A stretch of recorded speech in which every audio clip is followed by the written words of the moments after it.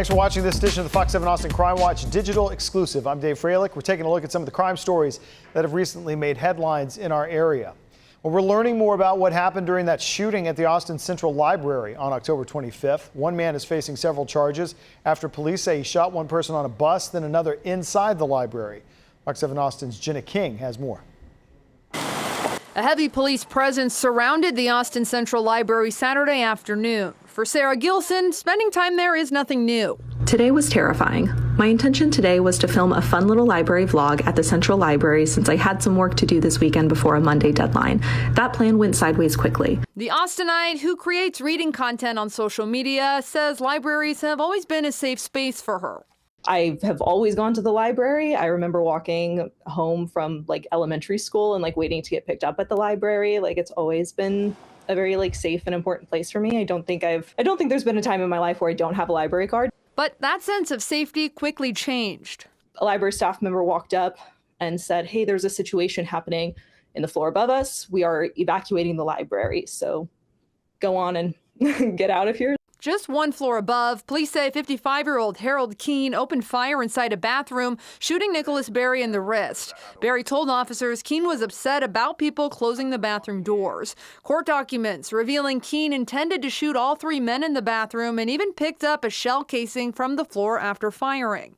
And this is not no trick or treat. This is not no Halloween. I'm not playing with you guys. He just shot me for no particular reason.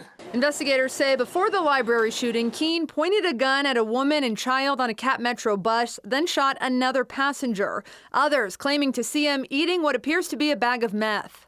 I think when you add in the fact that it happened at a public library, a space that is a pillar of the community, and it's supposed to be a safe, resourceful place for people of all backgrounds to be able to access, that's what's probably the most disheartening about it. Keene is now facing multiple charges, including 3 counts of aggravated assault with a deadly weapon. Gilson's video sharing the experience has since gained more than 70,000 views online. I'm still definitely going to be accessing the libraries, and I don't want this one incident to be a reflection on the libraries. I think that was something that I really wanted to drive home in my original TikTok video about it, is that libraries do so much good for the communities. Officials have provided an update on the bodies recently found in Shoal Creek and downtown. A man was found on South First Street. A woman was found on Unity Circle. APD says both of these incidents were related to the heavy rain and flooding we saw over the weekend of October 25th. These incidents aren't being investigated as homicides. State is removing homeless camps and relocating homeless people in Austin. This comes after a man who was wanted for murder was found camping in the city in early October. Here's more on that story from Fox 7 Austin's Meredith Aldis. Lives her life, A free spirit, would you say? Yeah, very free spirit. That's how Diane Jansen describes her sister, Michelle Vasquez. They hung out every day. We made it a point to see each other every day, and now it's just I'm waiting for her and, Vasquez was dating Severiano Valdonato. Jansen described the relationship as tumultuous. Because a week prior to this, he held her hostage. He had tied her up. He wouldn't let her leave and stuff like that. And one day I pick her up and she's like, "Dude, I've been held hostage for a week." And da-da-da. I'm like, stop going over there. Da-da-da. I mean, she still chose to go over there, but she saw the good in him, I guess. Last month, the Karnes County Sheriff's Office says Valdonato shot and killed Vasquez in Runge. Multiple law enforcement agencies were looking for him in several counties for weeks, until the Texas DPS Bicycle Patrol Unit came across a man in a tent camping along Lady Bird Lake in Austin. The man originally gave the trooper a different driver's license, but through facial recognition, they were able to identify him as Valdonato. He had arrest warrants for homicide, assault causing bodily injury, terroristic threat, robbery, and failure to appear. He was arrested and booked into the Travis County Jail. Why hide? We all know you did it. Just own up to it. You were man enough to shoot her. Be man enough to go to jail. A couple weeks later, Governor Greg Abbott called in DPS troopers, the state guard, and TxDOT workers for an operation to remove homeless camps and relocate homeless people. The city of Austin is also clearing camps, but the mayor says they have a different approach. Sending in the state guard, the National Guard, DPS, that can make you look tough. and that's the current MO of some right now, but it does not solve the issues. Empathy is the key word. It's erroneous to talk about duplication of resources. There's inadequate resources. Removing the challenges from the streets. We need all hands on deck to be able to address this problem right now. The governor's office reported last week they removed 48 encampments, removed over 3,000 pounds of stuff, seized more than 125 grams of drugs, and arrested 24 repeat felony offenders. As for Valdonato, he's been extradited to Karnes County and will face a grand jury soon. I hope he gets what he deserves, whatever God has in plan for him. I'm not nobody to say, oh, he deserves death, because, but I just hope he gets what he deserves, and I hope he just asks for forgiveness and, stuff like that. Leander police say they've arrested a man for a fentanyl overdose that killed someone in April. That suspect was identified as Austin resident Michael Woodruff. He was arrested on a first-degree felony warrant for murder, delivery of a controlled substance. Investigators say he had fentanyl and cocaine when they picked him up. They say that investigation is ongoing. In other news, one sexual assault survivor says she was told by APD they didn't verify registered sex offenders' information for 7 years. Fox 7 reporter Meredith Aldis has that story. It's a story I've been working on for about a month, gathering data on sex offenders in Central Texas and finding out if compliance checks are happening. To the registry. Teresa Cooper's story begins in 1999. I was at a work event. A coworker who was a total stranger to me drugged me at the event, carried me out of a bathroom where I was taken to an apartment. I was brutally sexually assaulted for hours, and following that attack, I was nearly strangled to death. The man who did it ended up serving more than a decade in prison and was put on the lifetime sex offender registry. Every year, he's required to take a picture, provide his address and employment, and it's posted online. When your government is putting out information, you have to assume that they're verifying the information, especially for something as concerning as a sex offender. You're hoping that that information that sex offender is providing is actually verified. When Cooper's offender got out of prison and her protective order had ended, she said she wanted proof of verification. So she called the Austin Police Department. I want to know, when did Austin Police Department physically verify the information provided to them? And I was told that they were not able for the last 7 years, and this was in 2022 when all of this started, for the last 7 years, they haven't done any physical verifications on any sex offender. In 2023, the Austin Police Sex Offender Apprehension and Registration Unit asked Cooper to provide the information that shows agencies have a duty to do compliance checks on offenders each year. Federal law states jurisdictions are required to verify the information provided by sex offenders.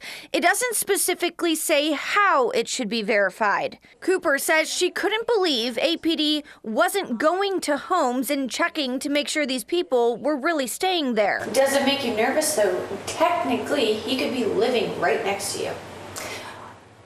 That's why I moved out of Austin. You had to move because you did not feel protected. Yes. Teresa says she started calling APD every week. Every week I was kind of put off. Yes, we're going to go do it. Yes, we're going to go do it.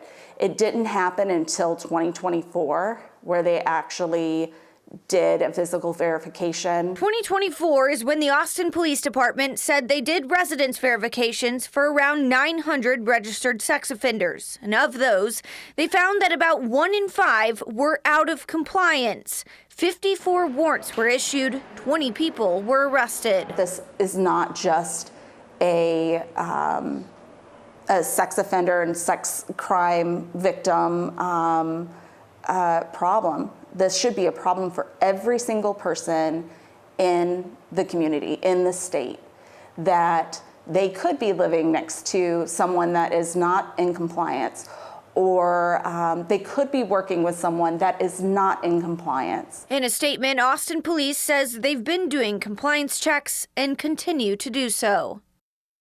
We've looked into physical verifications for sex offenders in Travis, Hayes, and Williamson counties. Those statistics are on our website, fox7austin.com.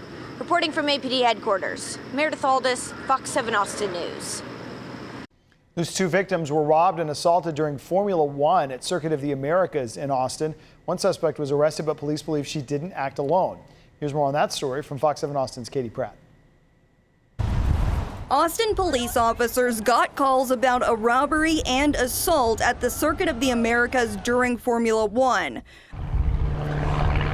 According to court documents, a man named Breach told police that when he was leaving the lounge area, a Hispanic woman fell in front of Breach. He stopped, and then several Hispanic males in their 20s assaulted him. It wasn't until later that Breach noticed his Richard Mille watch was gone. Those particular pieces of jewelry cost anywhere from hundreds of thousands of dollars to a few million. The next day, the same thing happened to Whitlock, who tried to help the woman after she fell. That's when she grabbed a hold of his arm while the group of men snatched the watch from his wrist and then disappeared into the crowd with it. Breach happened to be passing by and witnessed this happening to Whitlock, realizing it was the same people who attacked him the day before, and he started shouting to warn Whitlock. This prompted Whitlock to latch onto the woman and not let her go until APD arrived. Police wouldn't release the mugshot of the woman whom they arrested, but they did identify her as being 39-year-old Viviana Garzon Olarte of Las Vegas. Garzon Olarte is facing 3 felony charges with a bond of $10,000 per charge, $30,000 in total. One charge is for engaging in organized criminal activity. However, the other 2 charges aren't listed. After looking into the case further, we found similar instances at other F1 races. I'm a outside linebacker. That's why in May, ex-NFL player Jason Pierre-Paul was at a Formula One event in Miami where his Richard Mille watch was stolen. Here's video of F1 driver Charles Leclerc, who was caught on camera speeding over a bridge in his Ferrari to chase down the thief who took his Richard Mille timepiece after trying to take a selfie with the star. The suspects threatened him at knife point once he confronted them. 4 suspects were arrested there in Milan, Italy a couple of years ago. A win for Max Verstappen. Similar instances happened to other Formula One drivers like Lando Norris, who experienced this twice in 2020, as well as Carlos Sainz in September 2023. Katie Pratt, Fox 7 Austin News. Trial has started for a man accused of pulling a box cutter on a man on a city bus. Fox 7 Austin's Angela Shin has more. 35-year-old George Johnson is charged with aggravated assault with a deadly weapon. The victim says on June 14, 2022, he got on a CAP Metro bus, tried to pay and it didn't work, but the bus driver let him sit down anyway. Then Johnson started yelling about him not paying and made derogatory comments. At the end of the bus ride, Johnson went up to the victim with a box cutter and slapped him. The suspect got off at the bus stop on Norwood Park Boulevard. APD was able to identify Johnson after receiving tips.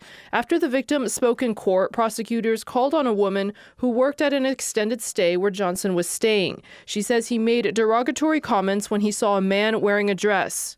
He just kept saying stuff underneath his breath, and he was like, just shaking his head.